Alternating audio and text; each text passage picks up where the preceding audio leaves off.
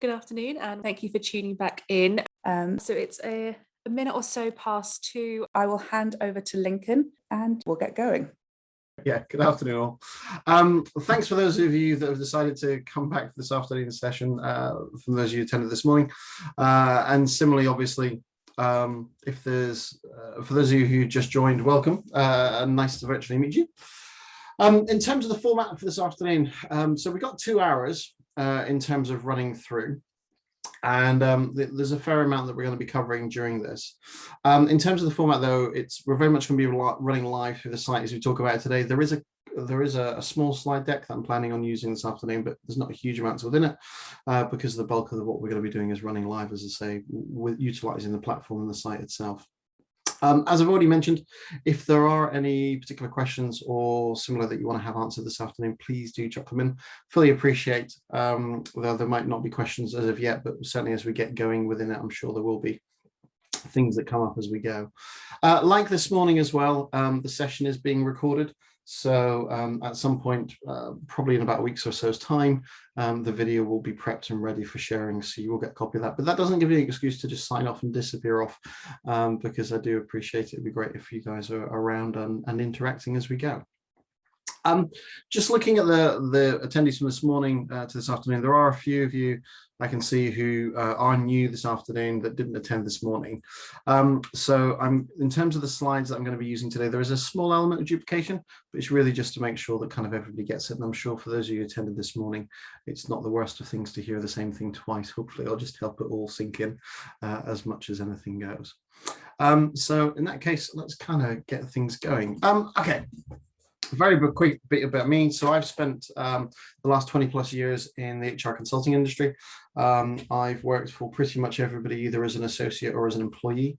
I fell into this industry, being completely honest, and I fell into it because I'd been a recruiter. I'd set up actually and sold a recruitment business, and then thought maybe I should think about my career rather than be a recruiter again. So I actually went to an outplacement provider that was known as Right Associates at the time. It's now known as Right Management, and that's where I first came into contact with the OA, because I ended up working for them for 6.5 years, and during that time I started to do quite a lot of work with the OA. The last 17 years, though, very much the specialism I've had is around digital, in particular social media, and how that impacts people's careers. And that's something that I do a huge amount of across all aspects of business in terms of levels and seniority, but also geographies and company types as well. So as I say, the plan this afternoon for the next couple of hours is to really run through a fairly packed agenda. So what I want to do is kind of focus on a few different areas here. I mean, so firstly, we're going to talk a bit more in terms of obviously utilizing it as a tool in terms of being effective, both in terms of your time, but also really making it work for you as much as anything else. From the jobs perspective, what I'm really keen to do is also not just focus on the what's active and what's applied and what's shown in there. I'll show you what I mean in terms of the advertised positions, but there's also quite a large proportion of opportunities that are often not as public and certainly don't always utilize LinkedIn in the most obvious way. So I really want to kind of help you understand how and where some of that how some of that sits in terms of unadvertised opportunities. I want to walk through the different aspects of the jobs area, because there's a few things which again aren't always obvious, but really it's about making it work as much as possible for you. And then what I want to talk about is then the whole concept around networking, and then actually engagement. And what I'm also want to do then is tie that back into, for those of you interested, kind of where and how that sits in terms of what's termed an active job search. I'll show you what I mean by that, but it's a model that I've used for actually over 20 years in terms of helping people think about their careers and actually be proactive in what they go out and do, rather than necessarily relying on others. So yeah, we're going to kind of explore it in a number of different ways. But like I say, as for those of you attending this morning, you'll be familiar, as and when anything else comes up today as we go, feel free to chuck it in either the Q&A or into the chat, and I'm happy to respond to those as we go. So we heard it this morning, but it's still very true. Your brand is what people say about you when you leave the room. Yeah, and that's certainly where LinkedIn really does prove its value, because something I mentioned this morning, but I will definitely reiterate, is that your LinkedIn profile is never viewed with somebody sat beside you. It's viewed by somebody who's looking at it. We don't even know why they're looking at it. We're not looking at what's led them to it. We don't know what their interest is within you or in you and your profile that they see on the site. It could be purposeful, it could be accidental, it could be somewhere in between. But the beauty of LinkedIn in particular is it does obviously give you that ability to position yourself based on how you want to be seen. But we always must write a profile in particular in the context of what we want somebody to know about us when we're not there, which does obviously lead into things like tonality, style, message, etc. But you really want it to be something that, depending as to how you're looking to utilize it, as a bare minimum, something that stands up on its own and really gives people an insight to you as much as anything else. Now, as mentioned, already covered this morning, but why do we use it? Create and control your brand. Ultimately, that's what it's all about. Before LinkedIn was launched back in January of 2003, technically, the platform and the purpose behind it in terms of how it worked, there was nothing really existing of a professional nature that allowed you to control your brand. I was thinking back previously in terms of kind of, well, what I would do before if I wanted to look somebody up, particularly when I was in recruitment. And there were awful websites, one of which is you may have come across, called 123 People, which was just a data aggregator. And the idea behind it was it would accrue information based on your online presence, but it would often wrongly assume and massively get the information wrong. So the fabulous thing about LinkedIn coming along was that suddenly you had the ability to control it. From a networking perspective, I mean, there's different ways in which we want to think about networking. And again, we'll explore some of that this afternoon as we go, because there are what I describe as close and important relationships, but there are also what's termed the phrase, which is strength in weak ties. Because actually, particularly for those of you who are considering using LinkedIn to help them with their careers, it's not necessarily about the people that know you the best is where you'll get the most joy. It's actually the people that have no preconceived ideas about you. What do I mean by that? Well, case in point, probably myself. If you were to take my 10 closest friends and ask them, what does Lincoln do? Probably the most common response would be, I've no idea. But the bulk of the responses are going to be very, very different. Not because I do different things, but it's because different people assume or make reference to me in terms of the different work that I do. It's not always necessarily consistent. That all said, of those 10 individuals, because I know them so well, if any of you via them said, I'd like to talk to Lincoln, as long as they felt it was appropriate, they would do so because we know each other well enough. And when it comes to job search and when it comes to thinking about your careers, yes, it's important to have people within your network that know you and know you well, without a doubt. But actually, that ability to connect and form new relationships is definitely where LinkedIn can prove exceptionally useful, particularly in the context of not just careers and opportunities, but also business development more broadly as well. And it's not necessarily about a give, it's not about a take relationship, it's about a give relationship in terms of assistance as well. So we'll walk through a little bit around that as we go, which kind of leads me on to the third point there around content. I mean, I think a lot of people typically lurk, for want of a better phrase, on LinkedIn. They will use it as a means to gather information, to gather intelligence, to monitor or similar. But actually, there does also become a point of making sure that you become visible, you become more visible. And in doing so, actually, that's going to often manifest itself in interacting within the platform, whether that be sharing your own expertise or your own knowledge, or more importantly, your own insights. So again, as I say, it's a powerful tool for that very purpose, but I want to walk through some of that in terms of how that will benefit you, particularly around job search and networking. Jobs and opportunities. I mean, LinkedIn are making a really big deal, unsurprisingly, given the last 18 months of how important they are as a recruitment tool. And rightly so, they have, a significant number of roles advertised on the site at any given point. But what we see as a member and what they try and direct us to is typically more the paid aspect of the jobs that appear. What I want to do, as I say, is really kind of help you understand and unpick some of that hidden aspect within the site as well. But it is an incredibly important tool.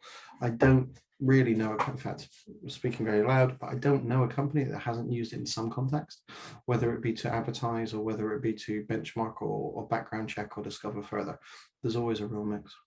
And then finally, obviously, it is about staying up to date with information. It's not about it being a single hit use and move on, nor is it about just getting your profile up to speed and then kind of forgetting about it. It is something that you will want to make sure you invest some time, effort, and energy in, certainly going forward as well, because it will be broad and you'll certainly benefit from all the activity that you do off the back of it as you engage with it more. Within the site, as I say, from a knowledge perspective, 760 million people using it. 210 in Europe, 30 million in the UK, 58 million companies, 2 million groups, hundreds and hundreds of thousands of news channels, thousands of events each week, and the Influencers program is very powerful as well. But it's always built on the principle of 6 degrees of separation. So people you connect to become first relationship, the people they then know become second relationship, people they then know become third, and then by joining group members, they form part of your network as well. Now, we're going to take that as an example later, because what I want to do is actually talk about the different ways in which we can activate the different levels of our network, particularly around job search and opportunity. So we will come back to this later on. But for the meantime, what I want to do instead is jump live into the platform as we talk about today. So here we are. Here's my LinkedIn account. Now, for the eagle-eyed amongst you, and for those of you who attended this morning, you'll be aware that I pay to use LinkedIn. I have a premium membership. It isn't something I'd widely endorse, not because it's not necessarily worth it, but I kind of would liken it to gym membership, in the sense that too many people join the gym to try and get fit and healthy, but paying money every month will not get you fit and healthy. And that's exactly the same when it comes to LinkedIn. All too often people subscribe thinking it'll be a quick and easy win, but in truth, it doesn't really get you anywhere unless you've already got the basics in place. So having a decent profile is without a doubt the number one priority. Having then a network that you then get to utilize is definitely the next aspect of it. So before, if any of you are considering subscribing, please don't until you get your usage up in terms of understanding what you get, because you get a huge amount for free when it comes to utilizing the platform. I do subscribe. The reason I'm subscribing at the moment is for a particular activity. I started a new business last year, and I'm using it for that business now because we're now established, but otherwise I wouldn't necessarily be using it. So it really is about a case-by-case basis, but don't feel you need to subscribe as you go. Now, when it comes to the platform, when it comes to the site, if we're taking it in the context of jobs and networking, what I want to start with just before we go anywhere is just a quick touch upon settings and privacy. Now, I'm not talking about the more broader settings and privacy. It's more about making sure you've got the right things in place, particularly in regards to you using the platform for networking and for jobs. So a couple of things to be aware of. Within sign-in security under email addresses, please, please, please make sure the email address you have set as primary is one you're willing for people to know. That's exceptionally important. And the rationale for making sure this is one you're willing for people to know is this is where primarily your network will reach out to you, or they can reach out to you if you wish to, rather than just a LinkedIn message. So really quite important. The second piece, though, with regards to email addresses is, let's say, for example, your email address you're using is actually your present employers, and you don't want them to necessarily know what you're up to. What you want to do then is add a secondary email address that you're willing to use to be able to search for opportunities and roles via, and have that aligned, because as I'll show you in a second, there's certain elements that you can set. So some will go to your primary email address, but other communication will then go to a separate email address you choose. But you have to have it authorized and associated with your LinkedIn account. So do make sure you've got that secondary email address if you are looking to covertly look for a new opportunity. The other piece that we also want to then start to factor in, particularly around job search and opportunities, is this whole concept of viewing people. Now, I'm of the view, and always have been since I've been a member and since the facility became available, that I always show myself when I look at people. The rationale being, what harm does it do? Worst case scenario, they go, some bloke looked at me. Best case scenario, they might choose to reach out or get in touch. If you are actively pursuing opportunities, if you are looking to really utilize your network, there's absolutely no reason to not show people when you view them, because actually, hopefully it might well pre-warn them, or it might warm them up to the fact that you may well be reaching out. So do please always make sure you show yourself when you feel it's appropriate. Clearly, if you're made aware of perhaps somebody who's applying for a position that you're also interested in, you may be not wanting to then show you're looking at them. So there may well be certain circumstances when you choose to be anonymous, but in doing so, you will no longer get to accrue the information and see who's viewed you until you show people when you view them. So something that's worth bearing in mind. But from a networking perspective, actually, there's a real advantage in making sure that actually people see you're looking at them and potentially engaging with them. Option 4, in respect of email address, this is something else that's worth bearing in mind. And as we see here, it's all to do with who can see your primary email address. Now, it's a profile or approved apps. So approved apps is the new thing. But what we've got here is the ability to then withhold or disclose further if we want. So by default, people we're connected to, first-degree relationships, C, our email address. If you're looking to use LinkedIn for the purpose of networking, perhaps business development, there's no harm in increasing that number, though you want to be careful perhaps as to how far you go. But again, it's entirely up to you. What you've also got an option to do, though, is to allow your email address to be exportable as well. Again, this is a download option that every member has, which we'll come on to in a sec. So if you want it to be exportable, you may wish to include it. If not, then obviously turn it off. So again, it's about what you're comfortable with. Other settings to be aware of, particularly during job searches, around relationships and connections. So let's make an assumption you have, let's say, 300 contacts, of which a quarter of them are from your present employer.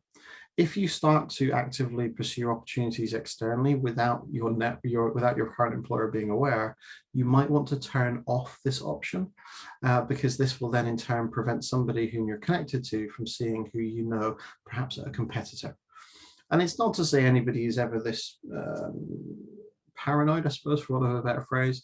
Having said that, I do know individuals who do regularly check their team's contacts, just as a means to use it as almost like an early warning that somebody may be looking to jump ship. So something to factor in and consider. And again, it's all to do with how active and how open you are in terms of your intentions. A bit further down, the rest of this works fairly well. And again, things such as active status and sharing information when you update your profile, again, it's a personal choice as to whether you choose to do those. The other piece, though, that I want to just check in terms of make you up to speed in relation to this afternoon is around data privacy. And less to do with what LinkedIn uses with your data, though please do bear this in mind, but more to do with the job seeking preferences.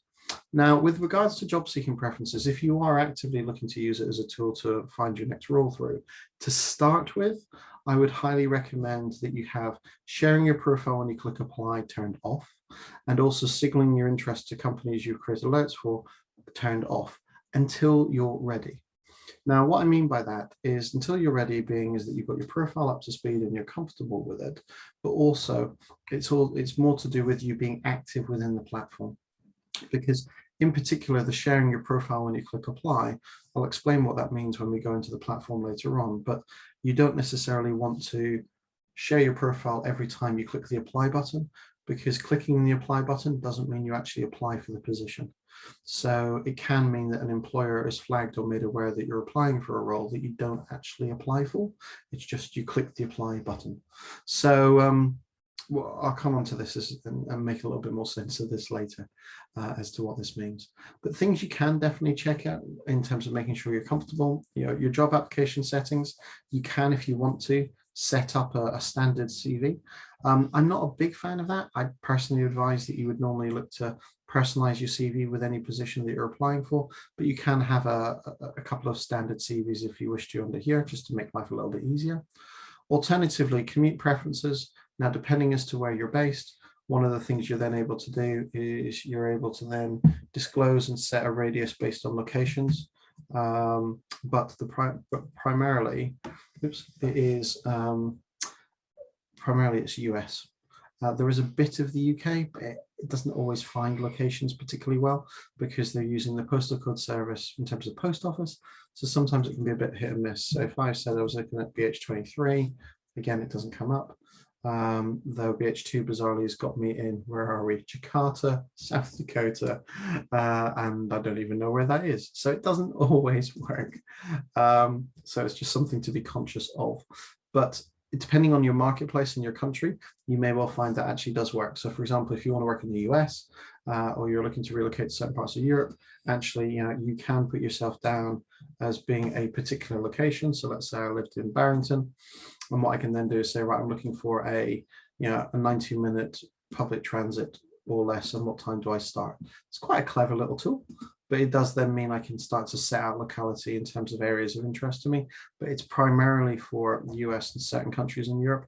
It's not that great for the UK, so I'm just going to delete that. But again, it's just to highlight if you are interested in opportunities overseas, might be something worth considering. But as I say, the sharing your profile and the sharing and signaling your interest will come back to later. So you want to go through and just set your settings around each of these, particularly in the context of job search and opportunities, because it's not just about what you do within the platform, but it's also about what you allow people to then see or how people can communicate with you when you're using it for the purpose of new roles. So set your settings using those areas as a kickoff anyway. So back within the site though, and back within the main part of the site. So let's start with some of the simple basics. So the simplest basic in terms of job search and networking is, why don't we start with the whole jobs aspect of it? So we'll go within the public area that we have in terms of the platform. So what we've got here is the main jobs site. Now, before you dive in and start searching for opportunities and jobs, there's a couple of things that are going to be worth you doing. First thing that I'd advise you to take a look at, if you've not already done so, is the salary option. Now, the salary option is a relatively new feature. It's been designed by LinkedIn as a way to try and almost compete with a platform called Glassdoor, which you may already be familiar with. But the idea behind it is it's a quid pro quo. So if you submit salary data yourself, in return, you get to unlock the salary data LinkedIn has. And where it can be quite powerful is particularly if you're exploring roles based on, let's say, a function, but you're less concerned about the industry, it can be quite an interesting way to be able to benchmark and get a sense of opportunities and what and how they might look like. So to give you an idea as to what I mean, is if I just take a look at discovering your potential, let's say, for example, I'm looking to be a project manager. So I'm typing project manager, and then I'm looking to be in the UK, hit search. What it then does is it comes back with average salaries. So we get the median range, and then we get what the high and low is. If we then go into insights, what this will then do is it will enable us, that will enable us to then define it by things like industry. So I can start to then benchmark that role based on sector. So if I'm looking to be in, I don't know, energy and mining, I can then start to get an idea, and I can then base it based on number of years of experience. Let's take 5 years experience. I can then start to get a sense as to what's coming through. It will also talk about things like bonus structures and similar as well. And what it will then do is it will start to introduce me to jobs they think I might be interested in as well that match the criteria. But it means I can start to research and produce some benchmarking based on opportunities, based on sector. So we can do it based on sector. We can also do it based on location. So rather than the UK, I can define it as, let's say, for example, London, when it catches up. Okay, normally I can define it by London. I'm not sure why it's decided not to work, but normally it would. So it does just enable you to then have that freedom to look around. So really, really worthwhile taking a look at, certainly. And as I say, it's all to do with median average based on salary. You can see percentage of respondents to see what's coming through. And it can be quite a good way to then judge it based on an industry. And you can also benchmark it against size of company and also your education level, field of study, and also, as we saw earlier, the years of experience that you've got. So well worth taking a look at. The idea behind the salary area, as I say, is about that benchmarking. And as I say, because it operates on a quid pro quo basis, it's very easy to unlock. You just simply need to provide them with some insights on yourself. So well worth doing. Back within the site. So back within the main jobs area, so as I say, salary is a starting point, well worth an explore. But what we're going to do now instead is we're just going to do something very basic, which is we're going to look at a particular job based on a particular locality. So what I'm going to do this time then is I'm going to take the same title as we had before. So project manager, project manager in terms of opportunities. And then what we're now seeing is 18,000 positions coming back. Now the default will always be to the country you list in your profile. So if you are planning on working elsewhere, you will need to go into the all filter area. And what you'll then need to do is then start to choose look at other locations. Now the locations primarily here are built around main cities in the country you say you're based in. But what we can do then instead is we can change the location at the top here, and actually we can then move ourselves to another country if we wish to as well. But I'm going to keep it for the UK for the time being. Now, probably one of the biggest problems LinkedIn has, and I mean this in a very nice way, is they're not responsible for their own data.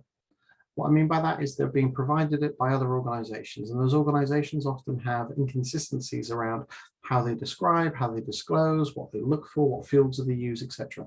So to LinkedIn's credit, they are trying to improve things, but sometimes you do get kind of almost gobbledygook in terms of what comes through, but they're not responsible, though we tend to take it out on them. That's equally no means to defend them, because they are guilty at times themselves. But the reason as to why I'm saying this is because of the 18,000 positions that are currently coming back based on project manager in the United Kingdom as a title search, these roles are coming back where project manager is stated not necessarily as the job title, but it appears as a word or as a phrase. So it means actually, if you're looking for to utilize a particular skill set or qualification, what you might be better off doing is, rather than searching by a job title, you search based on instead the term or the phrase or the qualification or similar that you're looking to utilize instead. Because again, similarly, job titles are meaningless. I'm sure those of you who are in an active job search mode are learning this. So it's the ability to be able to look beyond through actually skills that seem to be required or similar. So just kind of worth noting anyway. So of the 18,000 jobs, they're not then all project manager roles. They are roles where project manager is talked about or referenced or similar. Now, in respect of all these positions and the roles coming back, as we look at them on the left-hand side, we can start to see certain terms and phrases or data. So we've got here made by chapter as a company recruiting for a digital project manager. It states they're actively recruiting and it says it's promoted. So it means they're looking for it to appear there. And also easy apply is a way in which somebody can respond to the position. Or a bit further down, I've got here with this Gamesy role, I can see that it says an alum works here. So it just simply means somebody who studied at the same institution as me works for that employer. And we can also see the number of applicants based on the role. The age is positioned here. What's different here is obviously it shows me actually I know somebody who's employed there. Or in the case of the JP role, it turns out I know 9 people that are employed there. So it's always trying to give you an insight or a perspective of further data, of further information. Doesn't necessarily mean it leads to anything, but they are trying to be helpful at times. Now, what we're going to do and what we're going to start to look at, though, when it comes to the platform, though, is not just, okay, here are jobs. What I'm keen to do is utilize the filter areas as a way for you to be able to understand and discover more. So what we're going to do is we're going to filter only jobs. And what we're going to do is then, rather than by most relevant, I'm going to do most recent. And what I'm going to do then is take only in the last week. And what I'm then going to do is I'm going to talk about experience level. Now, because I mentioned already, or as I mentioned already, organizations will have different criteria. Sometimes experience level is the biggest area that tends to not come through properly, or often doesn't necessarily relate to what we would expect. What I mean by that is what a company views as being senior isn't necessarily what we view, and vice versa. So something that's worth being aware of. But to start with, let's just do a mid to senior level search. Again, by company will allow me to then search based on the most public companies that have got roles. But if I was looking to seek opportunities within a particular employer, I could add the company here as well, and I'll come back to that later. Job type, remote, easy. I mean, this rest is all pretty self-explanatory. Then when we get down to industry, unless you are planning on working in a particular industry or a particular marketplace, one of the things that you might want to look to do is keep it open. That said, if you already do know the sector you want to work in, something to bear in mind is this whole option here of staffing and recruiting. Now, it's not to say you want to work in the staffing or recruiting sector, but it's saying the company advertising the role is in that sector. So it might be that actually I want to work in pharma, and we can see there are now 45 positions coming back. However, what I might not want to do is exclude what recruiters are recruiting for as well, because they may not correctly disclose the sector. In which case, if I had staffing recruiting in, I suddenly gain almost 180.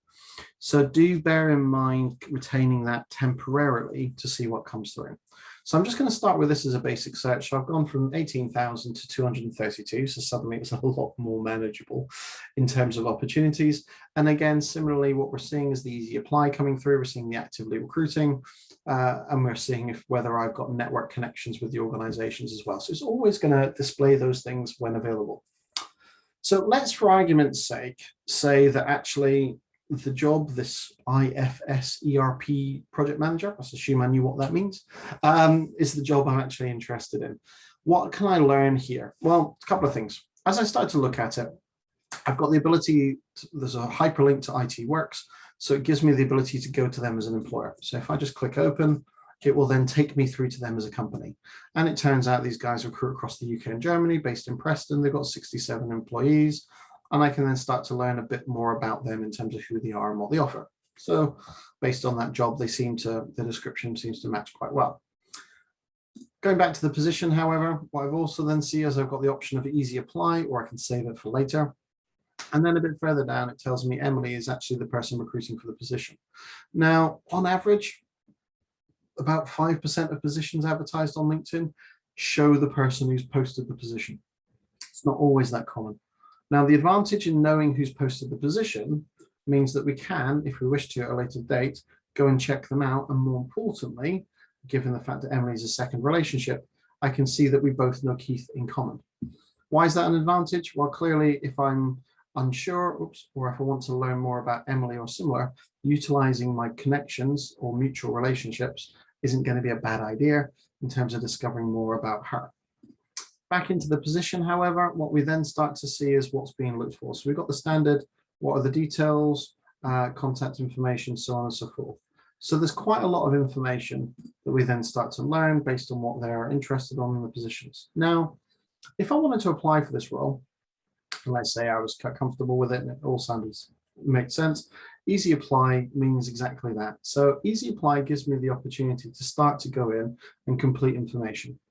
Easy Apply then allows me to choose a separate email address. It might be that my work email address is the email address I use on LinkedIn, so I can now direct them to my personal email address as a different way to connect. I can add in obviously an update contact information, and they do require you to have both the email and mobile number. And then section 2 is then upload a CV. So as it states, or resume as they refer to it, so you've got an updated CV. So let me just grab a pretend document. I'll use that one. And then it brings that in. And then if I go to review, it now gives me the option to say, am I happy with what's here? Am I happy with what I'm including? Now, in principle, none of that is a problem. But before you press submit, please make sure you just confirm whether you want to follow the company or not. Now, the reason as to why I'm suggesting this is because you, depending as to what your situation or circumstances, you might not want to follow a company if you're perhaps not visibly applying for jobs. So back to that whole, your employer thinks you're happy. What you don't want to do then is start to suddenly follow a whole bunch of recruitment companies or competitors because you're applying for positions on LinkedIn. So please do bear that in mind. That said, if you are actively pursuing your opportunities, I would then, there's no harm in showing that you've done this other than the fact it's visible on your profile. Clearly, I'm not going to submit this application because this information is not me. So what I'm going to do instead is go back and then close down. So I've discarded it, but that whole idea of Easy Apply means within the site, I'm able to maintain and control that process. Now, the only other comment I'd make to this in regards to Easy Apply, as we saw with the CVs, you're only able to upload a single file or a single document. I'm personally a massive fan of covering letters. I think they're a really, really good idea, and it's always something you should look to do. Now, the reason as to why I'm pointing this out is because you've only got a single document. If you're like me and you agree that it's a really good idea to have a decent covering letter, what you'll need to do is create the covering letter, add it as a front page on your CV, then save it as a single document before you submit apply. So it will require a bit of effort. Now, just a quick tip, if you are going to do a covering letter, one of the things I'd always advise is some very basic stuff, such as you disclose why you're applying for the role, where you saw it advertised. But one of the bigger things I'd always recommend is taking from what they have within a job description, looking at what they're requesting, show why you know these things. Don't assume they're always going to be able to pick it out from a CV. So for example, we take their top 5 requirements, in fact, the only 5 requirements they've got for the role. And what you may well end up doing in that covering document is it says, evidence of leading full life cycle ERP implementations. What you might then do is talk about the fact as to why you know this. So just a very simple half line, small bullet, but just play to or state to what they're asking for. Have that as your cover letter, attach to your CV, and then submit that document. Don't just do click, click, click, send. Whilst they term it as being Easy Apply isn't necessarily putting yourself in the best position. So please do make sure you spend a bit of time considering, you don't always have to, but do consider including a cover letter. If, however, the position itself, so let's jump this one, is the site manager energy. Let's say, for example, with this one, as we can see, it's an apply option rather than an Easy Apply. What this means, as it shows, is it's going to take us to a third-party website. So when I click onto it, it then says, increase your chances of being viewed, share your profile. Now, my thing with this is in principle, I have no problems with people knowing I've applied for the position, but only if I apply for the position. And the reason I'm saying this is that depending as to how detailed the job description is, you might be looking to go to it to learn more about the role rather than necessarily actually apply. I've got a good friend who's global head of recruitment for a very well-known brand. And when this feature was first introduced, he called me up slightly confused. And I was like, what's the problem? And he said, well, it tells me somebody's applied for 6 different jobs, but I have no application from them. And I said to him, well, because this feature is turned on, and once you've turned it on, it's on by default, what's presumably happened is they've gone and explored LinkedIn for roles at that company, but every time they've then gone to the apply option to learn more, perhaps they've then decided for whatever reason they're not suited to the position. To which Mark's response was kind of blunt, but along the lines of, well, what good is that? And it's not to say it's not an issue, but it's, absolutely no reason to not show to share your profile, but only if you know you're going to actually apply for the job. Otherwise, what happens is, in the case of this energy role, if I hit continue in the recruiter license or the recruiter product that the employee at Energy has who uses LinkedIn, it would then have a little tag that says some bloke called Lincoln's applying for this job.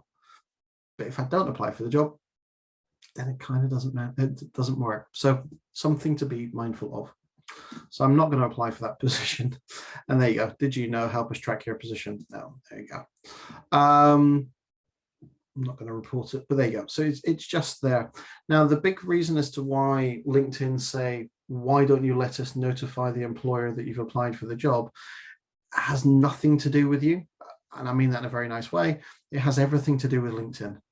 Because often these positions aren't just positions that are advertised direct on LinkedIn's site, but they are also potentially opportunities that are sourced from other publications or other sources and then included in here.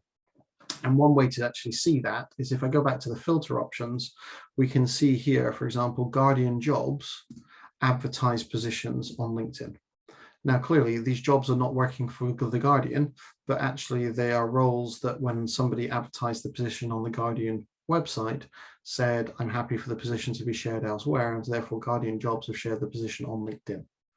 So the reason as to why it's in LinkedIn's interests for them to notify the employer that you've applied for the role via LinkedIn is because then they're saying, hi, you found the job on LinkedIn, even though it was via Guardian Jobs.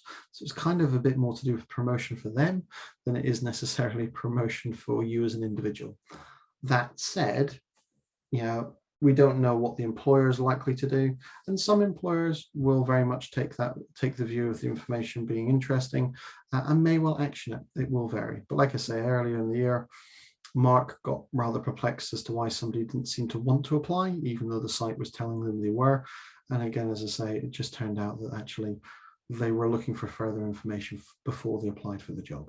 So really worthwhile just kind of being aware. As much as anything. But this is what all these different options then start to mean, and the reason as to why they then start to appear. So if we take it back though to what we've got going on, so back to this IFR ERP role, obviously easy apply, I could submit that application, but what I may also choose to do, again, similarly is learn more about Emily. I may well then reach out to Keith and say, is Emily any good? And again, the priority order for which I do any of that may well vary.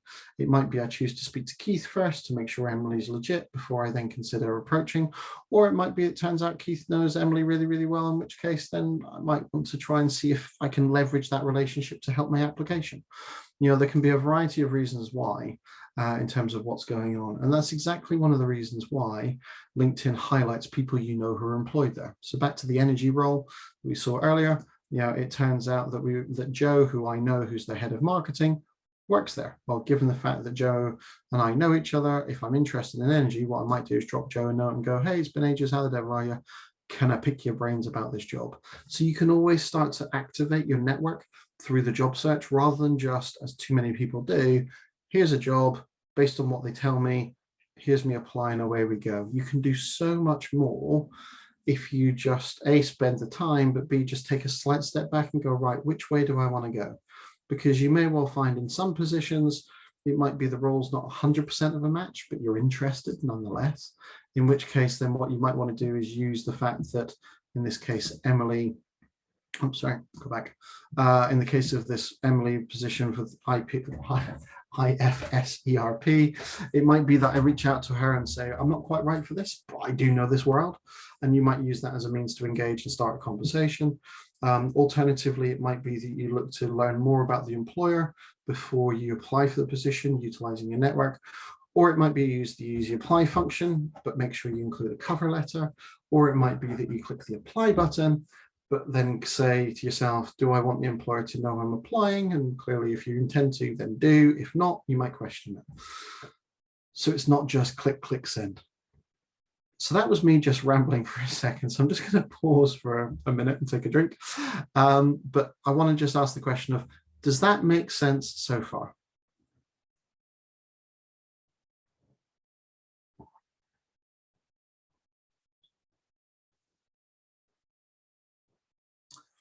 Now, you've either all said yes to your microphones, but I can't hear any of you, or hopefully it makes sense. So feel free to say thank you. Good. Thanks, Jeffrey. Nice to know somebody's awake. All right, good stuff. So that's it. So we can look at this in very different ways. And that's the thing. You just need to think about the different routes, because it isn't just as standard as apply, click, go. You want to just think, well, actually step back. Is there a better alternative route, or am I best prepared? Or is this actually where I need to be going? So just make sure you kind of factor some of that in first, rather than just go with the standard. Something else to consider when it comes to the positions, and again, this is based on an assumption that we're happy with the results of the opportunities that we're receiving coming back. But if we are happy with the results, then clearly we can turn on a job alert. In turning on a job alert, it will then create by default a standard once a day message. And the once a day will then match whatever the filtering criteria is you've sent. And then it'll send you, in this case, an email notification of all new positions that are matching. A common complaint that I hear from people around this is they say, well, I have a daily email, but it keeps sending me the same job. Again, this is not to defend LinkedIn completely, but it is back to them, which is they may well not be responsible for roles being advertised, and they're not. It's just the company themselves may well choose to advertise the same position multiple times. So for example, I won't name who, but a couple of very well-known tech giants will often submit all jobs every day until the position is filled. So it means you will end up often seeing the same position advertised frequently. And it's not because they're re-advertising the role because they've opened it up again. It's more to do with that they keep advertising the position every day to keep it notifying to everybody that the opportunity exists. So something to bear in mind. So do think about that, but as a starting point, this can be a really good place in terms of I know the title and or the location, or it might be that I only know the location. So let's say, for argument's sake, I'm looking to work in a different country. So let's say I fancy France, why not? Now tells me there are 500,000 jobs currently advertised on LinkedIn based in France. And what I'm then able to do, again, similar fashion as we did earlier, I can go through the filter options and I can then start to understand what's the role, where are they based, who's the employer, so on and so forth. So we can filter it in exactly the same way as we've done previously. The only caveat I put to this is that if you are planning on searching for opportunities overseas where English isn't the language you're going to be used to look for the roles, then something you may well want to do, again, is going back to settings and privacy. So back within settings and privacy, you've got the language option. And what this will allow you to do is it'll allow you to change your language. So you might want to change your language to French, because then that means it's just much easier when you're searching for opportunities, because it will come back much, much cleaner. So if you are looking at foreign opportunities, you want to make sure that the language you're searching by is then French, rather than necessarily having it in English French, because it's just, it doesn't work as well. It's really what a lot of it is about. Certain markets as well, though, LinkedIn is less popular. So if you're looking at Germany, for example, you want to be making sure you also utilize Xing, Xing, if it's a location that you're interested in as well. So do explore it a bit further. Taking it back, though, to the main jobs area. So as you start to produce searches, as we can see, the searches then are retained. And we can see all the different searches. So it does mean you can come back in fairly quickly and rerun the same type of search you've done previously. Further down, what we've also got though is we've got this recommended for you. Now the recommended for you is exactly that. So based on what you say on your profile, based on what you discuss and you disclose, based on what skills in particular you have highlighted, they will then try and recommend positions for you. If the roles coming back are not of interest to you, and obviously read the applicant, the opportunity fully first. If they're not of interest to you, then this very bizarre line through the eye is what you want to do to then remove it. If there are roles, however, you think, do you know what, that is of interest, or you might not be ready necessarily to apply just yet, hit the save option, which is this tiny little tag, and it will then instead save it under My Jobs. Now, My Jobs and what you have saved under here will influence what you are recommended as well. So if you feel like you're getting a whole bunch of jobs that are completely irrelevant, what you might need to do is go into My Jobs and delete the old jobs that are not relevant. What you'll also need to then look at is actually what skills you have highlighted in your profile to make sure that they're then leading to or referencing the areas that are of most relevance to you. Often, most commonly, it's because in your profile, the top 3 skills you have listed are not relevant or not what you're looking for. So just make sure you adjust those 2 as a way to then start to improve what's coming through by way of jobs. So spend a bit of time, but well worth doing. Let me just go back. I'm not interested in working for TikTok, so I'm going to unsave that. Yes. No. One thing as well, just as a comment, these 2 roles down here, it's not that I'm interested in being head of engaged business development, but the reason I've got it in here is it says it's no longer accepting applicants. That's because this opportunity was something that was advertised years ago. And the reason I'm showing you this is because for any of you, depending as to where you are in your stages, you might be thinking about exiting rather than having already left, in which case what you might want to do is actually take some time and save some opportunities as a way to start shaping your future intentions rather than your current intentions. So well worth kind of altering it in slightly different ways to get an idea as to what's coming through. So take the time, spend the time, explore it properly, but the jobs area itself has a huge amount to it, most of which we don't see, because all we tend to do is go, I want this job, I want this location, what comes back? So we want to start to unpick it a little bit more in terms of getting a sense as to what comes through. Now, this also leads me on to another aspect of this, which is to do with if we know there's a particular company we're interested in, well, then what we also may well want to do is we may well want to set up a specific alert about a particular employer. Now, there are 2 ways in which we can do an alert based on an employer.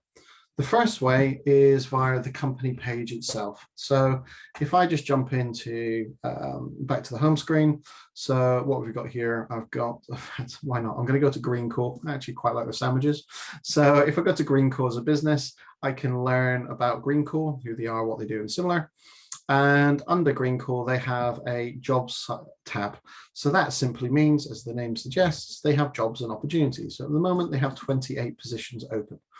Now, what I'm then able to do is I'm able to then create a job alert, but the job alert will require me to add in a bit more information. So job title, location. The problem with title, obviously, is unless you know the titles the employer uses, it can be a little bit crude. Clearly, though, with location in terms of country, that's a little bit easier. So we can do it via the company website. But as I say, the problem with that is you kind of need to know a bit more information before you do it that way. Alternatively, the other way in which we can go about doing it is back within the jobs area. So back within the jobs area, what I'm going to do then is perform a search for Greencore as the term that I'm searching by. So I'm looking for them as an employer. Intriguing, it tells me they only have 36 jobs, but their company page says they've got 200. I'm assuming they must be recruiting overseas as well. Anyway, as we start to see this, what we can do then is we can then create an alert based on the employer, because we've searched based on a keyword or key term, but that doesn't necessarily always encompass everything we're interested in. So what we can do alternatively is we can do this, which is add a company instead. So if I add Greencore as a company, I've now got 26 positions coming back. Intriguing. With those 26 positions, it's saying Greencore is the company that's applying for, that's advertising the role. Now, what I can do then instead is I've got Greencore as the company. I can now remove Greencore as a keyword. What I can now do at this point is I can then search based on all filters, and then I can search based on department, or what they term job function. So again, this doesn't require me to include a job title, because the problem with the company page is job title might not be correctly defined. What I can do is say is, well, actually, I'm looking for a sales role or a business development role. So I can take the functional area where the role sits, which is a much more accurate way to look at opportunities. Again, similarly, so I show those results, back come the 5. And then what we get to then see again, as we saw briefly earlier with Emily, is I can see, well, actually Martin is somebody who's responsible for recruitment there, in which case he's a second relationship, so we know people in common. So I can use one of the 12 people that we both mutually know, perhaps as a means to be able to reach out to Martin and have a conversation around opportunities at Greencore, if it's not immediately obvious as to what they're looking for. So again, we can kind of circumvent in a slightly different way if we know the employer rather than necessarily knowing the particular job. So it might be that there's 2, 3, 4, 5, 10 companies you really want to work for. Then all we do is go back in the jobs area. Let's search again by location. Actually, let me reset this. So what we'll do is we'll search based on location. So I'd say I want to be in Edinburgh, so fancy colder climates. What I can then do is then search based on company, and I can either choose one of the ones that they provide me with here, or alternatively under filter, I can then start to name the organization instead. So I can say, right, I'm interested in JP Morgan, or I'm interested in Standard Life, or I'm interested in, who do I fancy working for? Amex. No, okay, American Express, and then let's say Tesco Bank. So we can start to disclose the location. So I've got Edinburgh's location. I've then got Tesco Bank, Standard, JP, etc. I've now got 69 positions coming back, and here they all are. So what I can then do instead is then off the back of this, I can go back into all filters. I can then scroll down to function, and then I can say, right, well, I work in IT. And then I can look at all IT jobs based on those 4 employers that I know are in the area. I can see the opportunities, I can then save the alert, and I can then have it come through that way as well. So I can start to define it, as I say, in a number of different ways in terms of the way in which we look at a specific employer. The most obvious one that we think we would need to use is to go to the company page and set up an alert. But like I say, unless you know the job title, kind of doesn't work. So you'll be better off utilizing the search by employer within the jobs page, and then search based on functional area within an organization to then see what's coming through.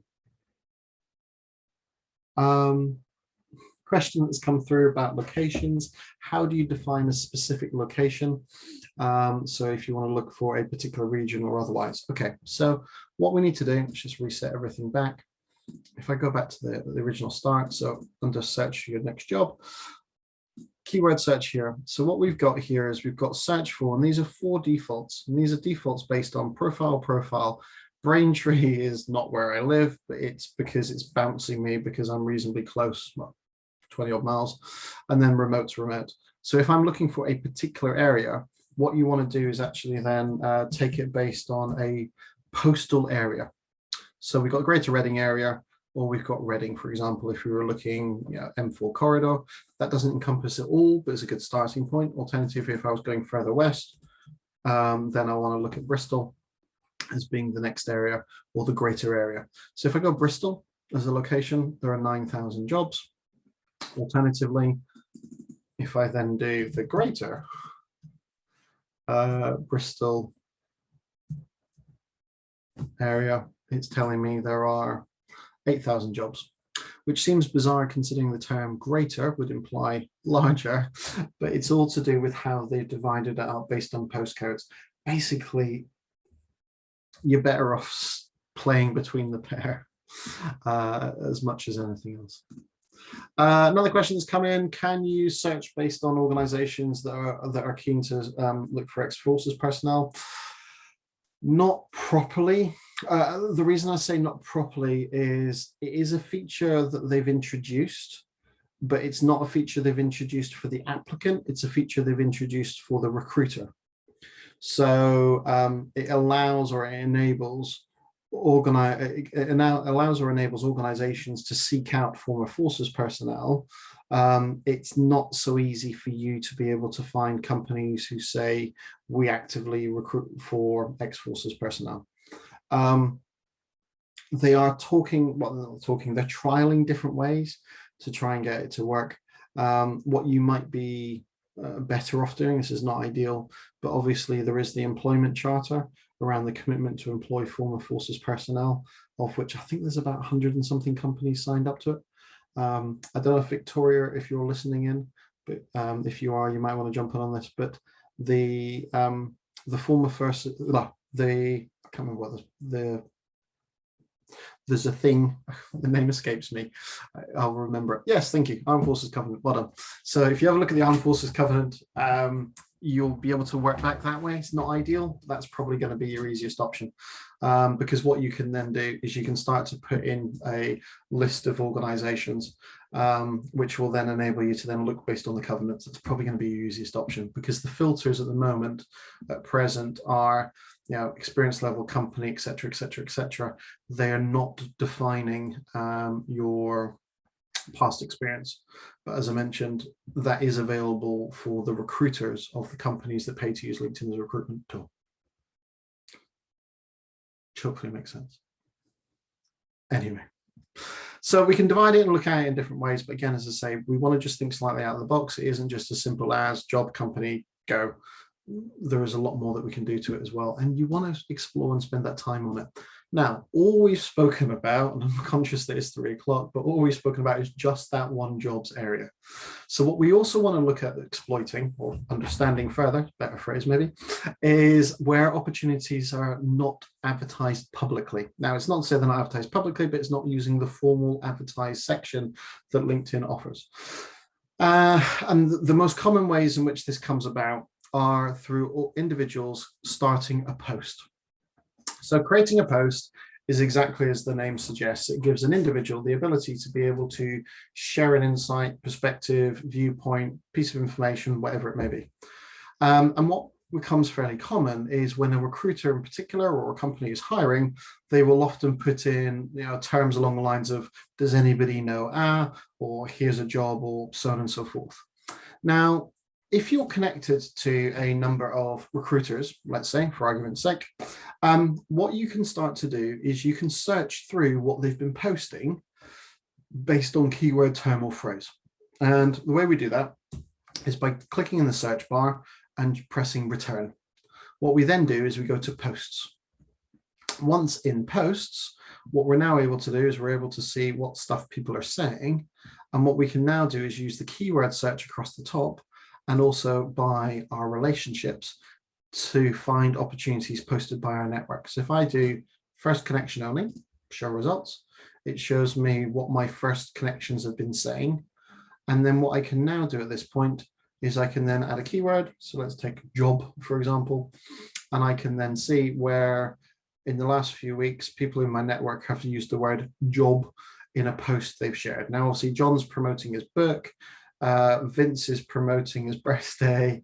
Rob's promoting what they're doing as a business. So I'm going to end up with a whole bunch of stuff because I'm connected to an awful lot of people around recruitment, and including Arlene talking about a 26-year journey, etc., etc.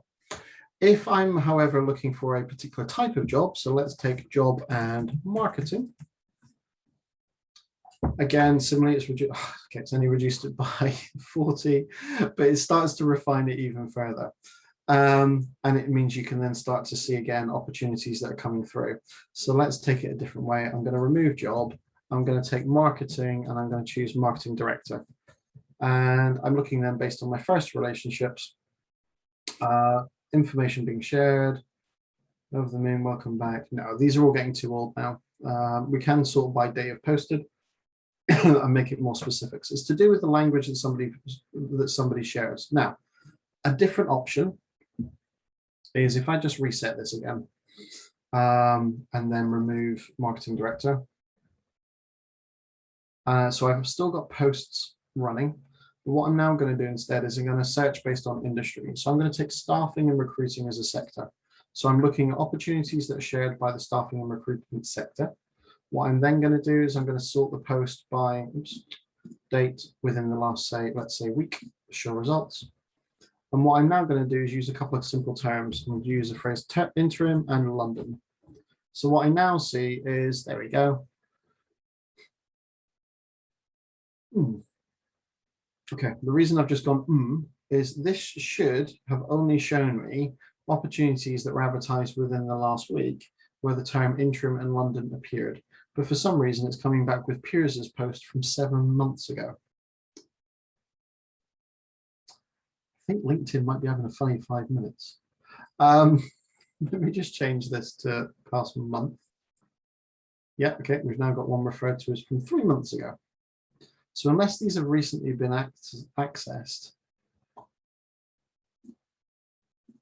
there's no, there we go, much better. Right, this is more of what I was expecting. So Ryan Miller, I don't know him, but he's recruiting an interim vacancy for a community and voluntary sector partners manager for London Borough. There we go. So this is exactly what I was expecting to see. Not sure why it wasn't showing it sooner. Anyway, this means we can start to look at posts being shared by people within LinkedIn who aren't connected to us, but we know through other relationships.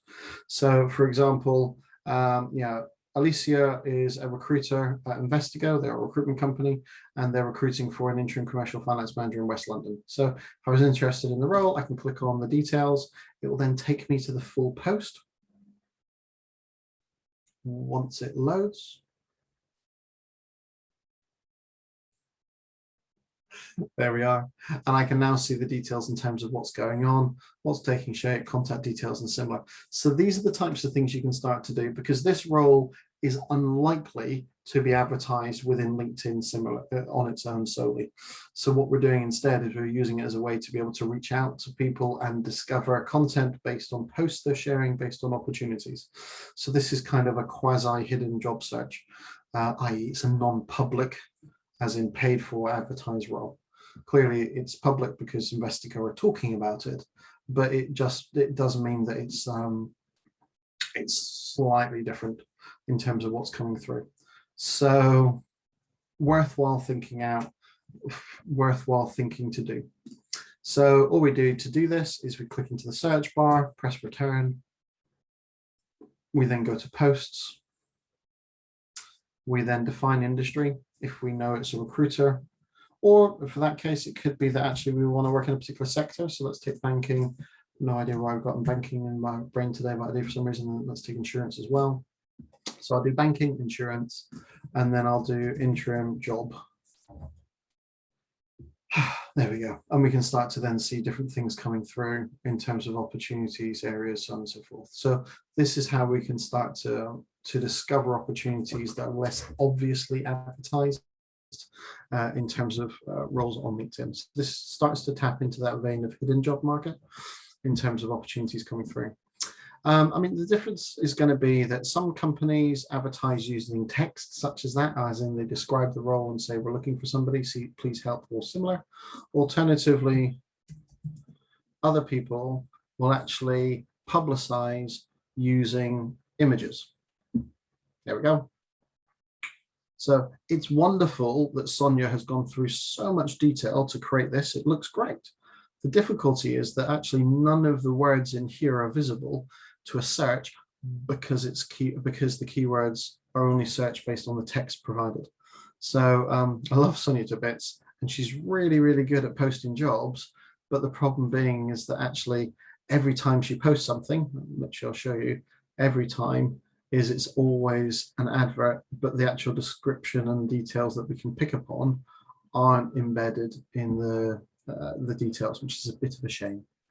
But nonetheless, it does mean that if you are then connected to recruiters, one of the things that you may well want to start to think about doing is you might want to think about associating yourself and monitoring them in a nice way if you know that they regularly hire in the fields or the areas of interest to you. Well worth exploring. So the hidden job market or the less obvious advertised route can be accessed via the posts that people are originating based on information they're sharing. And it tends to be, as we saw earlier, hiring for, looking for, etc. It doesn't mean they're advertised in the paid for section. The other place in which opportunities also often appear are via networking groups. So depending on the group, or depending on the area, or depending on the industry you're interested in, one of the things you may also look to do is, again, back into search, press return. What you'll then want to do is you want to go to the groups area, of which there are 2.1 million. And what we can then do is search for groups that we're interested in. So for example, I do some work in the charitable space. That's why I belong to the non-profit group. So here it is, I'm a member. As a member, what this allows me to then do is it allows me to then search posts within the group. So it means I'm only then discovering content that's shared from within this group itself only, which is quite cool because it means that I can type in a keyword. I don't know if there's anything going to come back. There you go. But I can then start to see opportunities coming through, information being shared. In fact, it seems to be the same person, but that's by the by. Oh no, here's a couple of others. So it means you can start to join it by joining a group. You can potentially gain access to opportunities that are listed, assuming that other members share opportunities within them. And quite a few of them do, to be fair. So it can be quite a nice way and certainly something worth thinking about. The other angle, or the other area to consider as well, is some recruitment companies have taken, and employers have taken it upon themselves to start using what's termed a hashtag. And the purpose behind the hashtag is to be able to then reference or group together all content that they share as an organization, particularly around jobs and opportunities. So to give you an example of what I mean, if we go back to the homepage again, if I type into the search bar and type in hashtag starfish search, it will make sense. What we then see is we see the organization Starfish Search, but we see all the posts. And Starfish is a recruitment company that specialize in primarily non-profits, but they always use the hashtag Starfish Search for any content that they're sharing, whether it be a job or opportunity, or whether it be just insights and content. So actually hashtags, but it takes a bit of time to discover them, but you may well find that actually a particular employer is utilizing a particular hashtag, or a recruiter is utilizing a particular hashtag as a way to gain reach for the opportunity. So yeah, you've got something like this. The other one I'm thinking of is life at, no, hold on, PepsiCo. I think it's PepsiCo Life. Yeah, there you go, PepsiCo Life. But the PepsiCo Life covers two things. One of it is it talks about staff talking about their views, but they'll also use it as a way to be able to share opportunities as well. So hashtags are also starting to be utilized. So these three different ways, so posts, groups where content is shared over around opportunities, or hashtags, are three ways in which you can tap into this vein of opportunities that you wouldn't necessarily otherwise actually be able to gain access to. It's not to say they're not there, it's just they're not in the standard pay for places that the site has. Okay, I'm just going to pause for a second there. Does anybody have any questions around utilizing the platform, both in terms of the main jobs area, but also this kind of sort of sourcing information and opportunities from the less obvious routes? As I say, if you have any questions, feel free to chuck it into the chat or turn to the Q&A. I'm happy to respond to you either way.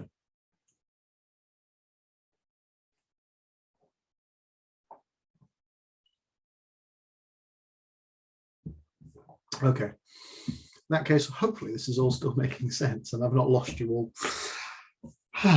So this is part of why we want to be thinking about stuff. And as I say, this information, particularly within LinkedIn, is that it's not as standard as it needs to be, though often that's the way in which we view it. We kind of view it as I need to do this, so I need to go to this one section and then we're done.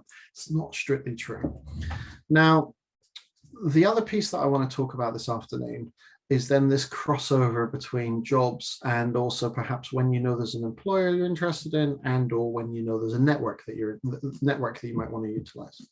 So what I want to show you to give you an idea of what I mean by that is I just want to talk about this whole concept of a proactive job search approach. Now, what I mean by a proactive job search approach is this is where you've already predefined organizations you think you want to work for. And as we see on the left here, we're talking about organizations that you'll like and you'll probably do well in, or organizations that have a propensity to hire people like you with your skill set. Obviously, going back to the earlier question around armed forces, and that's obviously where the covenant can come into play. Or it could be things like organizations you admire or fancy working for. I remember 20 plus years ago, gosh, yeah, okay, it is that long now. You know, I'd have people sit down and go, I just want a job. And I'm like, well, who do you admire? Who do you fancy working for? This was before things like, you know, best places to work list or otherwise. But what you want to start to think about is maybe looking to create your own, actually, I think I'll do well here, or actually, I'm interested in working for these companies. Now, clearly, organizations that you like and do well in, that's not necessarily always immediately obvious. Organizations you admire and like to work for, the bottom option, that's much easier to discover because it may well be something as simple as just writing down a list of, yeah, do you know what, I really like what XYZ does, and start to build a list out there.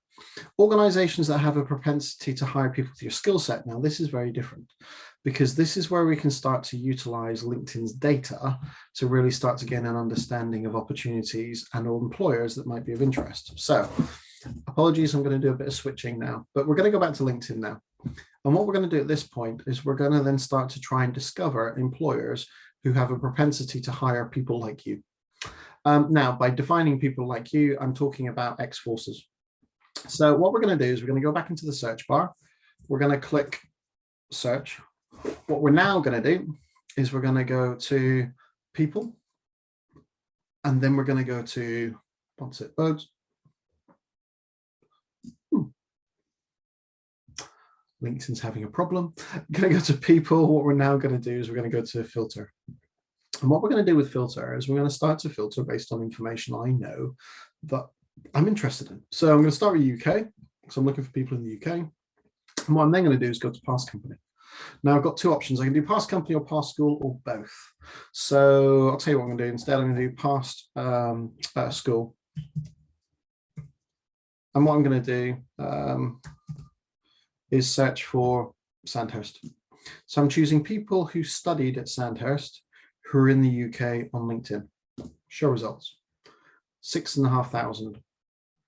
What I can then do is I can filter it further based on things such as location, sector rather. So I've got company and employer. Alternatively, I've got industry. So what I'm going to do is, you know what, I'm going to choose consulting because, I don't know, everyone seems to be a consultant nowadays. So why not please consulting? Show results. What we now end up with is we end up with 445. Now, as I start to look at this, rather than read through the 445, because simply I'm not going to do that, it's just not worth my time, effort, or energy. What I'm going to do instead is I'm going to go back into filters. And what it then does is it shows me the top employers based on that sector, based on what people have defined themselves. So PA, Deloitte, McKinsey, Atkins are the four companies where people say they work when they say they work in consulting, when they say they studied at Sandhurst. So we can start to track down organizations this way. Unfortunately, it'll never give you a long list because of the way in which it's defined. Now, what we can do is choose, for example, former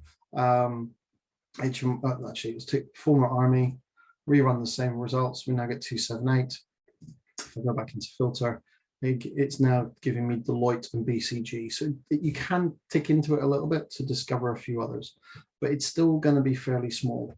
But it takes a bit of effort, but nonetheless, it does enable us to start to define and refine and discover organizations that may well have a propensity to hire people like me based on my skill set, background, etc. So we can discover it this way.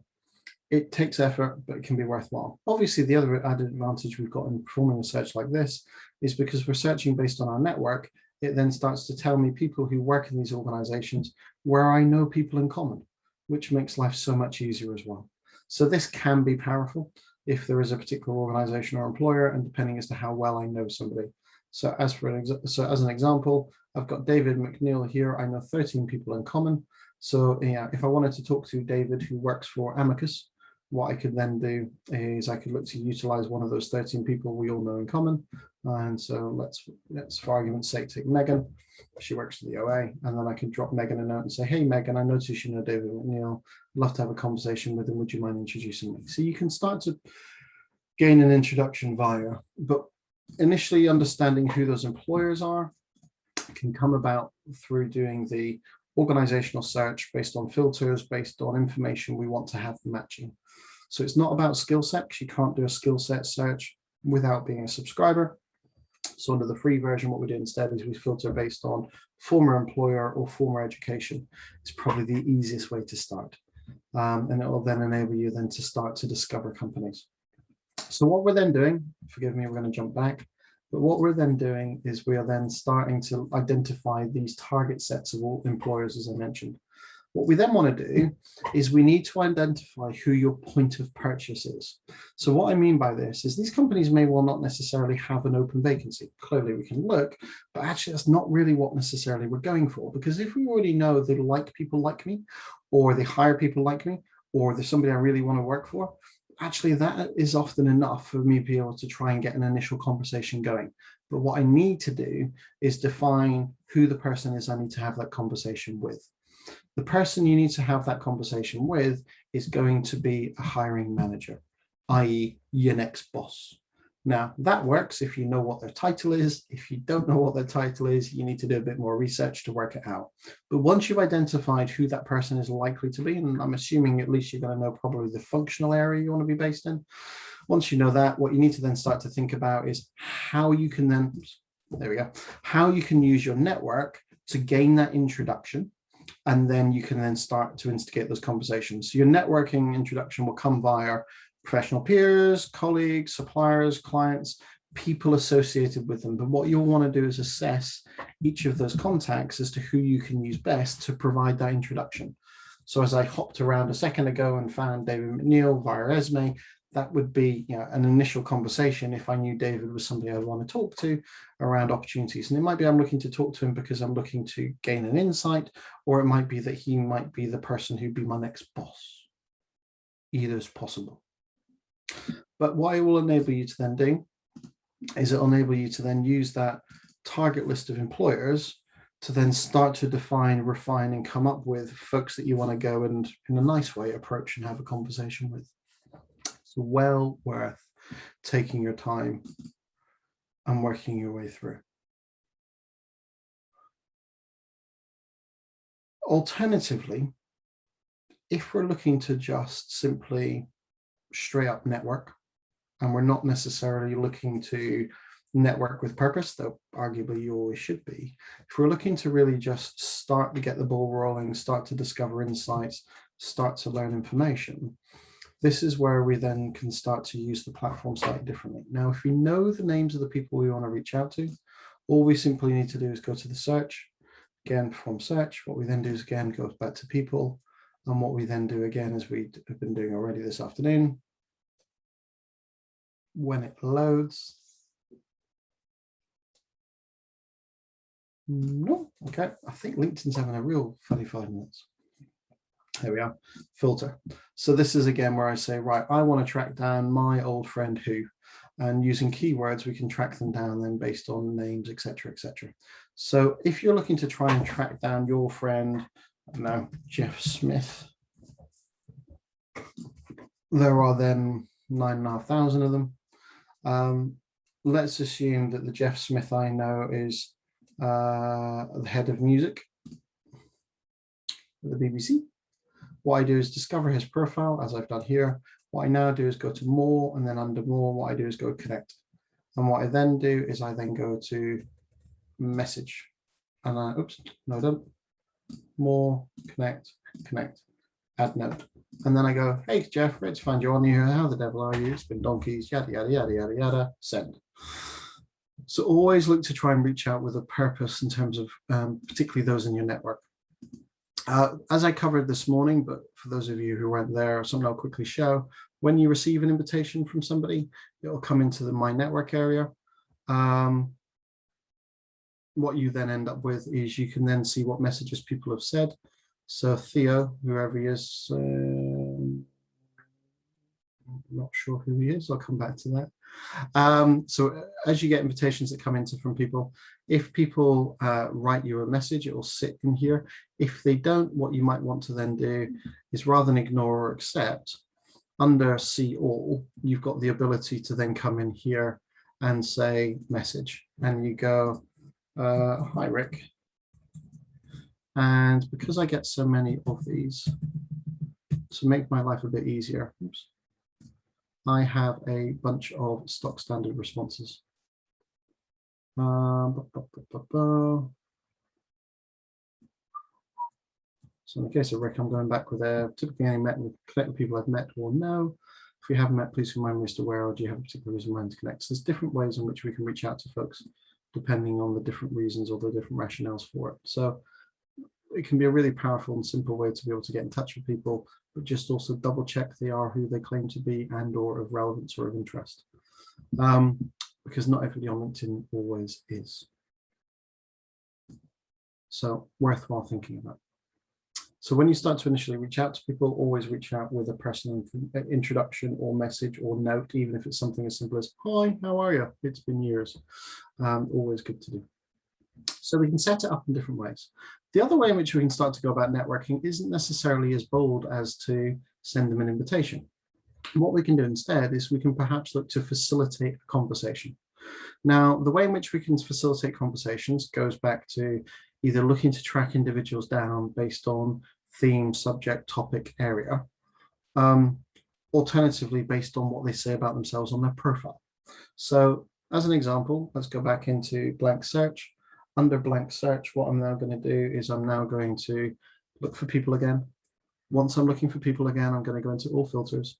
And then within all filters, what I'm now going to do is say, right, I'm looking for people who are in London, for argument's sake, who used to work for EY, who still work in consulting, who have the title partner. So it's going to be a fairly long list. Here we go, 181. Now, as I then start to look at people, what I'm now going to do is I'm going to go to Tim, for example. And if I view Tim's profile, I can find out and learn about Tim. If I go a bit further down, I can now see what his activity has been on LinkedIn. So if I go to see all, I can now see how active he is. So one day ago, he liked Jackie's post around a job. Or 2 days ago, he liked Jess's post around Barclays. So I can see that he's reasonably active on the site. So what I can do instead then is I can view what content he's posted. So 2 weeks ago, he talked about the fact that he was looking forward to an event that the FT hosted. Or 2 weeks ago, I can see that he was making a comment to a piece of content that was shared by his business. So I can start to see what things he's instigating in terms of conversation. So he's not that active, but he's reasonably active. So what I could do is I could read said article, and if I had a view to it, what I could then do is comment with my view. So I can go, yeah, really like the perspective, or yeah, good, but what about 1, 2, or 3, or in my experience, X, Y, Z. Tim is then notified that you have then commented on the content that he has posted.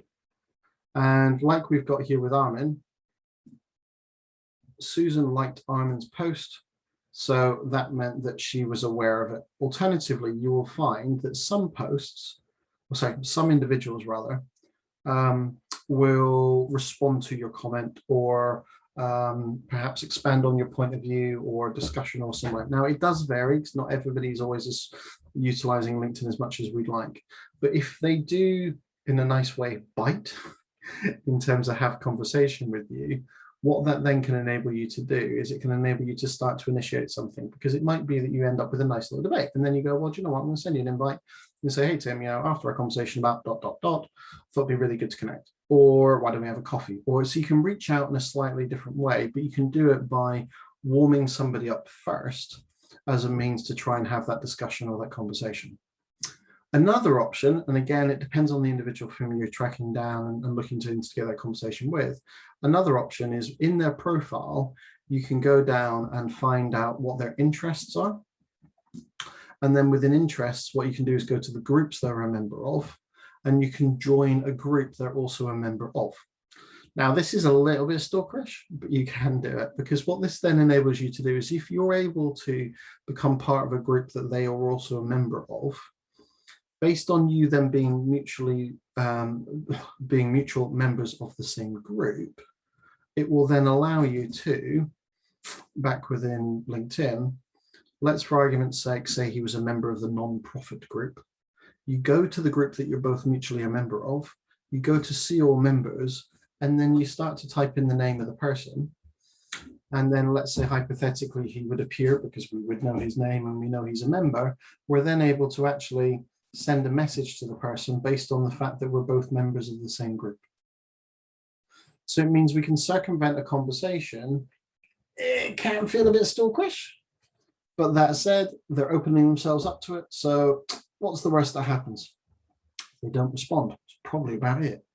But because they allow themselves to do it, because they open themselves up for it, it means you can if you wish to. I mean, if you want it to be really bizarre, you could actually set up, propose a meeting and actually send them meeting details and such as well. It's maybe a bit too far. You need to instigate and start a conversation first before becoming too formal. But it will enable you, or certainly worthwhile thinking about, you as a way to be able to start to reach out and actually expand and grow with people. So we can identify targets, for want of a better phrase. We can then monitor what they're up to and engage, or alternatively, we can identify people, see what they are members of, involved with, or similar, look to see if there are any we can join that is then a mutual relationship with, and then instigate a conversation via membership through. Alternatively, the other thing we can look to do is if there is a particular topic or a subject that you know well and you want to talk about with others, we can again go back into the search bar. What we do this time is we go to the posts area, and then what we can do is we can seek out articles that relate to keywords, terms, or phrases that match the information you're interested in. So let's say, for example, I want to talk about charity fundraising. I can then see what people are talking about who are doing charity fundraising or similar. And I can then look to try and engage with them if I wish to. So there are different ways in which you can track it down. The only problem with the posts is you can't at present filter based on location. It's on the industry, company, period of time, and whether they're in your network, first relationship, or you. Bizarrely, you can find your own content. But it does mean you can start to potentially instigate some of that conversation if it makes sense to, and if you're able to. Okay.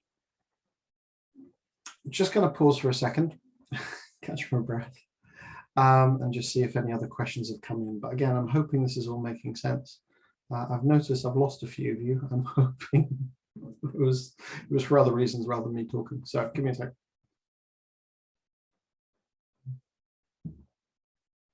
Okay, so we've started to cover the whole aspect of jobs, advertised, non-advertised, and how you might go about the application process for each of those. Starting to talk about this whole concept of networking. So targeted networking is always ideal. So this is where, as I mentioned, we want to think about those companies that have a propensity to hire people like you, areas that you think you'll do well in, companies you're interested in. So we can use the intelligence we can gather based on their employees to date to understand and learn more about who they are, what they do, and similar, and how we then might engage with them. And then the way in which we can engage is by the invitation straight, or alternatively, it's engaging through the content that they share themselves, or perhaps latterly, it's engaging via a group or group relationship could be another way to do it. Now, these are just some of the ways in which we can start to do stuff.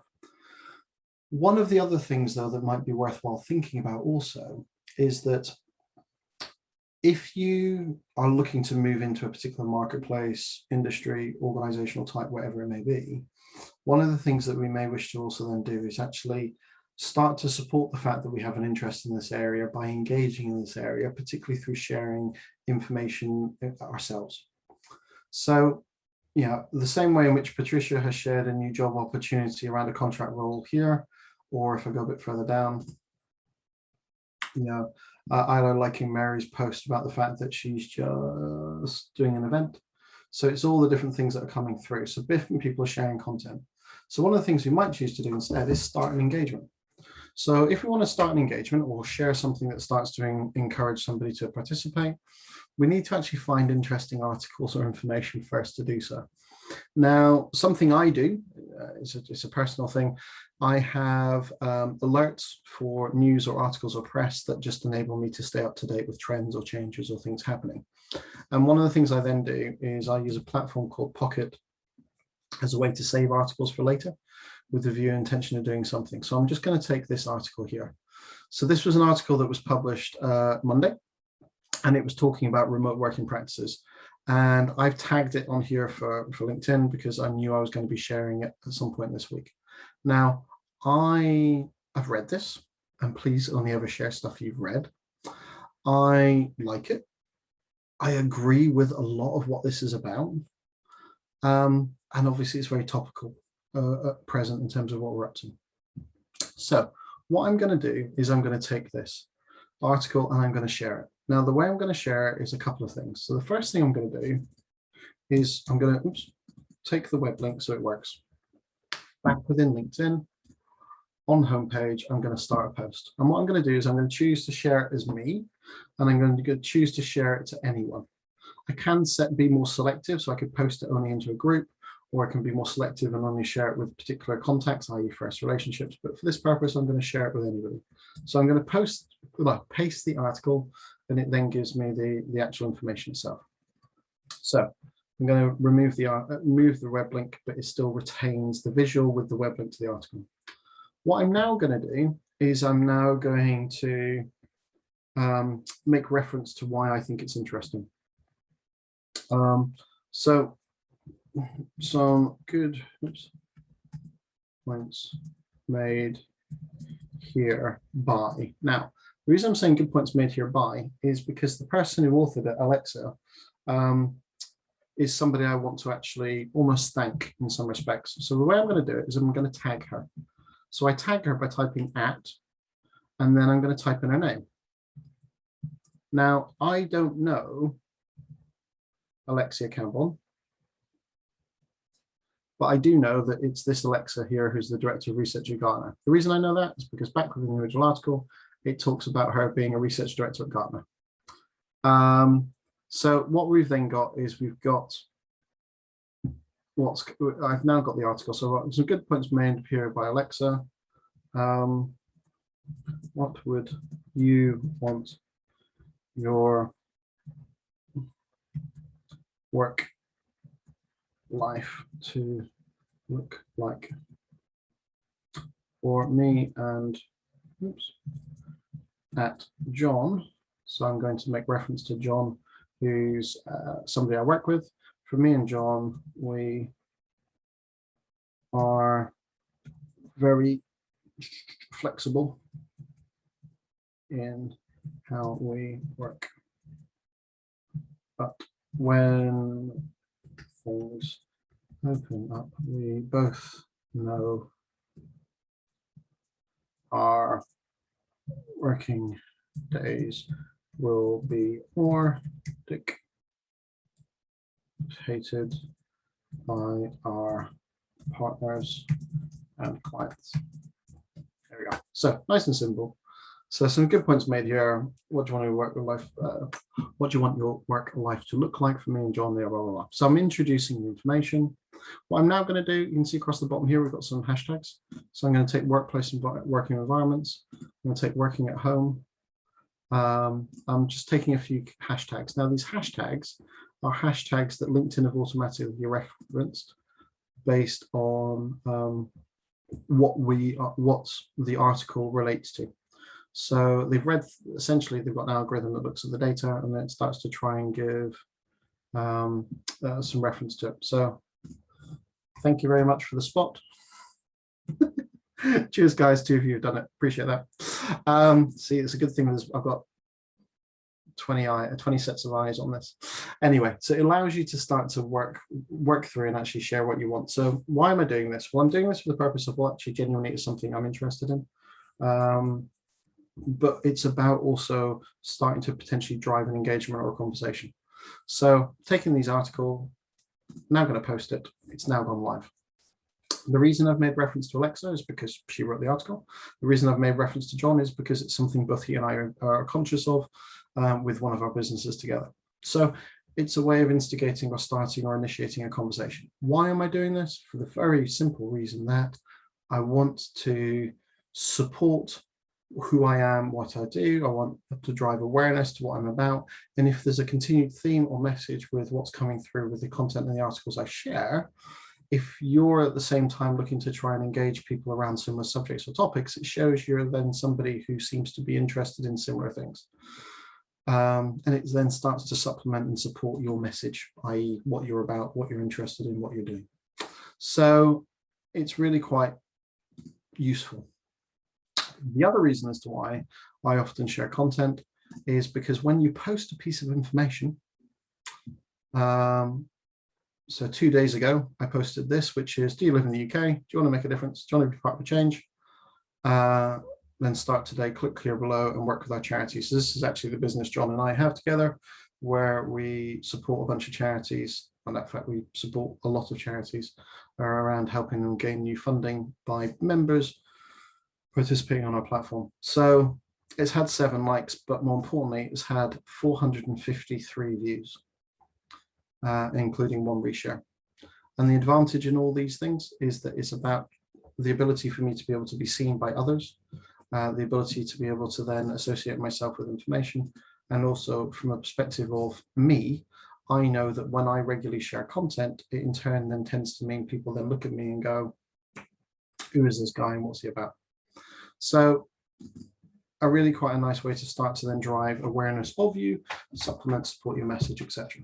So don't just think about seeking out information, think about how you might also choose to try and create an engagement through content that you're sharing, through pushing message, communication, etc. So there's different options, and there is an element of give and take or to and fro. I mean, the one thing I would say, though, is that particularly if you're less comfortable with the idea of being the person that instigates a conversation, i.e. posting the content itself, what you could do instead is seek out subjects where you know subjects well in terms of responding to posts and similar, and comment and share a perspective and give a point of view and actually engage that way is definitely going to be something that you might want to think about doing. Okay, just gonna pause for 1 second and see if any questions have come in.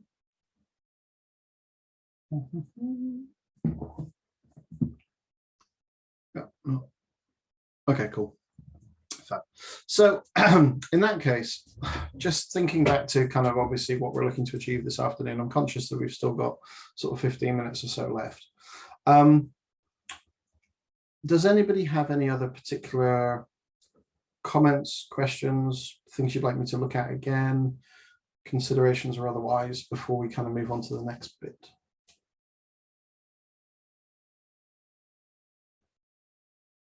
I know some of you are still awake. You thankfully spell checked my article. Okay, in that case, if there's nothing coming through, a couple other things then I want to just kind of draw attention to as much as anything. Okay, question come back. Okay, fab. Question that's just come in. I'll definitely cover it before we close again. Okay, a few other things. And again, this kind of just comes back to a consciousness piece more than anything else. What I mean by that is that, you know, there's absolutely no reason to not be engaging with what's going on, sharing content, etc. There's absolutely no reason to not be engaging through LinkedIn and similar. But LinkedIn doesn't always have the best of reputations for certain things. And I do have one article here, which I will send through to Victoria to share with you guys. But obviously, as Ken was talking about, yeah, LinkedIn has an issue around fake profiles. So this is something to just simply be aware of, given the fact that actually it's not always obvious that somebody is who they claim to be. So so we do want to just make sure that you think about that, particularly when you're engaging. And obviously that also then comes back to threefold. That comes back to what you say in your profile. So I'm personally not a big fan of things like your level of security clearance and similar. Likewise, you might be conscious around what detail you provide, particularly around former tours that you've done and similar. So just be conscious with that. But equally, it does then mean as well, when people reach out to you for the purpose of connecting, chatting, etc., again, we might want to think about, well, are they who they claim to be, or do we want to sense check it or discover a bit more or similar? Don't always just take it as read. Some of the people that are on here are, well, 99.999% of people are on here for exactly the right reason. But just be aware, I suppose, is the piece that I'm trying to kind of say. It's obvious, we know it, but that's all. Okay, going back, a couple of questions come in. Okay, so question around job searching again. So back within job search. So within job search, when you submit salary information, which I walked you through earlier, once you've submitted that salary data and you're then able to gather salary data, that then means in turn, when you search for jobs, so let me just do a UK search for jobs, so 500,000 jobs, what that then will allow you to do is under filters, it will allow you to search based on salary level. Now, the only caveat I'd say to this is it's based on an assumed salary level. So again, it's still not accurate and it's still not necessarily correct. If the employer states the salary, then obviously it will be correct. But I would say on average, about 80% of jobs advertised on LinkedIn at present don't come with a salary. It's a pain in the backside. I wish they did, but this is how you can search based on a salary level. But the salary level area only turns on once you've submitted some salary information yourself. So again, it's back to that whole quid pro quo piece. So you submit it, it'll allow you to then do it. So that's the way in which you can search that. So hopefully that makes sense. So the salary data within opportunities, or salary level rather, within opportunities is how we can search there as well. So certainly work our way through. Couple other things, again, just this is kind of thinking slightly out loud, but I mentioned already, and you've seen me do it with some of the things, when I receive invites from people, I tend to go kind of who are you, why, etc., unless I know or it's immediately obvious. Something that's just going to make your life easier going forward is think about different ways in which you can shortcut some of your activities or what you're doing. So one of the classic examples will be to make sure that actually you might consider creating almost like a glossary of responses or comments or similar. I know a few people who they have like stock standard messages for responding to certain communications or instigating conversations. So you can almost keep your own kind of save for later template in some respects, which can be powerful. Particularly relevant when you change jobs, because when you've advertised, sorry, when you apply for, sorry, I got something, I'll come back to the question. So particularly relevant in terms of when you change jobs. So when you announce to LinkedIn network that you've started a new role, you will be inundated with people saying congrats, well done, so on and so forth. What are the things you want to do in preparation and the run up to that is maybe have half a dozen types of responses that you'll use to be able to say thanks for some people or be able to, you know, arrange to meet up with others. So it just will save your time. It will save time, make life much, much easier. Quick question has come in around salary data around geographies. So somebody's asked, is it possible to be listed as looking for work in several different countries? How does this affect salary data since expectations of the same job vary? Yeah, okay. So a couple of parts to this. So if you're open to opportunities that are based elsewhere, within our profile, so this is one of the last two things I wanted to show you. This works really well. Thank you for the question. So within here, one of the things we've got the opportunity to do on your own individual profile is state you're open to. And the open to can include finding a new job.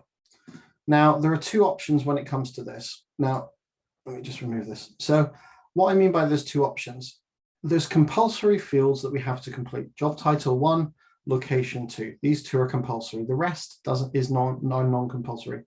However, what you then have to do is you have to just choose who becomes aware that you're looking for an opportunity. So if you don't want your network to know you're looking, you need to choose recruiter only.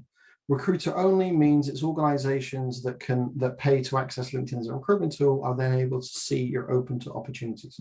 So with regards to jobs, if you're looking at multiple geographies, you can stipulate up to 5 titles and up to 5 locations. But with regards to locations, location can be a city or an area. It can be a country. It can also be a region. So you can define it regionally or locally, you can define it nationally, or you can define it internationally. So depending as to where you're looking at, you can define it this way, and clearly given your marketplaces, you can do, but you can only have 5 job locations. Similarly, you can only have 5 titles. Now, the comment I'd make to any of this is that the order for which you introduce them is the order for which they're visible then on your profile. So if your priority area is, I don't know, New York, and priority area number 2 is Tokyo, and priority area number 3 is London, don't then start by putting in London first. So do it in the priority order based on locations of interest to you. Similarly, with job titles, you need to do the same. So if your first is a project manager, the second is a senior project manager, you need to think of the order for which they sit as well. So 5 for both is the maximum you're allowed, but they will sit in the order for which you allow. So you can then add it to your profile and show you're available. So we can look to do that. To the question though that's come through as well, it also talks about salary data. Now the salary data it depends which version you're talking about, but the salary data here, when we search for opportunities, this is based on the locations that we choose here. Oops. So if I take France as a location and I say I'm looking to be a project manager here, it will then start to give me euros-based French salary data. And again, it will show me opportunities, so on and so forth. When it comes to, if we're talking about salary data regarding jobs being advertised, so back to the jobs field, and again, if I choose France here again, and then if I go back into the filter, it doesn't give me salaries. So the salary data in terms of searching by is only available in the UK and the US and Australia, if memory serves, at present. It will still show you if the position has a salary advertised to it. So here we go. Crossover worker looking for a coach, $60,000 a year. Interesting. So it will show you if they have it in the description, in the job advert, etc. But you're not able to then search based on a salary level by a country that doesn't hold the data. And at the moment, LinkedIn's pretty difficult outside of the UK, US. Yeah, I'm pretty sure it's Australia as the third. Hopefully that answers the question. Okay, so coming back, I appreciate this afternoon has been a bit kind of spread around, but hopefully it's been logical and made a bit more sense.